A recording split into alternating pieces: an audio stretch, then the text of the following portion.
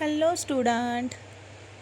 आज मी मराठीतून क्लास घेणार आहे. तर कोण कोण माझे मराठी व्ह्यूअर आहे कमेंट करा, लाईक करा, सबस्क्राईब करा. काल क ते ज्ञ घेतलं होतं, तर क ते न पर्यंत मी शिकवलं होतं. क ते तची लाईन घेतलेली होती आणि त्याच्यामधले काही शब्द मी आजही घेतलेले आहेत. जसं की मुलांना कन्फ्युजन असेल तर व्हिडिओ थोडासा पॉज करा. क ते तची लाईन लिहायला सांगा. या शब्दांनुसार त्यांना काही शब्द द्या, बनवायला सांगा. ते छान बनवतील, आवड निर्माण होईल आणि तुमच्याकडून अजून अभ्यास मागतील, याची नक्की गॅरंटी आहे. तर ही ट्रिक नक्की ट्राय करा.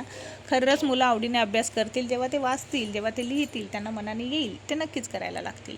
आणि आज मी त्याच्या पुढच्या काही लाईन्स घेतलेल्या आहे आणि मी सांगितलं होतं मी तिन्ही भाषेमध्ये व्हिडिओज करेल. तर मी मराठी, हिंदी, इंग्लिश तिन्हीमध्ये करतच असते. पण आज म्हटलं करूया मराठीतून, बघूया आपले कोणते कोणते व्ह्यूअर्स आहेत. तर नक्की चॅनलला सबस्क्राईब करा. आणि कचं झाल्यानंतर काचं झाल्यानंतर की, या प्रकारे मी सगळी बाराखडी करून घेणार आहे. कारण की ती मुलांना जड जात नाही. का की नुसार घेतल्यावर थोडंसं अवघड वाटतं, पण हे छोटं छोटं असतं, लवकर होतं, तर मुलांना खूप छान समजतं. तर तुम्ही नक्कीच रोज क्लासेस अटेंड करा. आज मी पुढची लाईन घेतली होती, प पासून सुरू केलं होतं. तर प ते ज्ञ मी पूर्ण घेतलेलं आहे. तर हे मुलांना नोटबुकमध्ये लिहायला सांगायचं आहे. प ते ज्ञ वाचायला सांगायचं, पाठांतराला सांगायचं. मराठी आणि इंग्लिश दोन्ही पण यामध्ये होतं आहे. त्यांना मराठी लिहिता येईल, त्यांना इंग्लिश लिहिता येईल, वाचताही येईल. हे सगळं करताना बघा, प साठी पी ए, फ साठी पी एच ए आणि एफ ए,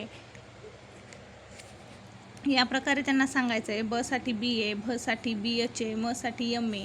तर त्यांना हे जेव्हा एक दोन लाईन आपण सांगू तर बाकीच्या लाईन ते बरोबर करणारच आहेत. तर सगळ्या खूप छान प्रकारे मुलं करतात. आणि हे सगळं झाल्यानंतर मी परत यावरचे काही शब्द घेतलेले आहेत व त्या शब्दांमध्ये मी अगोदरच सांगते, मी 2 शब्दांच्या स्पेलिंग लिहिल्या आहे. बाकी सगळ्या माझ्या स्टुडंटने लिहायच्या आहेत. व ते लिहिल्यानंतर जेव्हा त्यांचे पॅरेंट चेक करतील तर काही चुका झाल्या असतील तर सांगा, किंवा त्यांना बाराखडी पाहून लिहायला सांगा आणि काही अजूनही शब्द त्यांना द्या. नेक्स्ट व्हिडिओमध्येही मी त्याच्या आधारित तुम्हाला अजून काही वर्ड्स देईन, ज्याने आपली रिव्हिजन होत राहील. आणि काल आपण घेतलेलं होतं 1 2 तर त्याचंही मी पुढं सांगितलं आहे. तर बघा, मी इथे काही शब्द दिलेत. हे शब्द तुम्हाला बघायचे, वाचायचे आणि याच्या स्पेलिंग तुम्हाला बनवायच्या आहेत ॲज अ होमवर्क.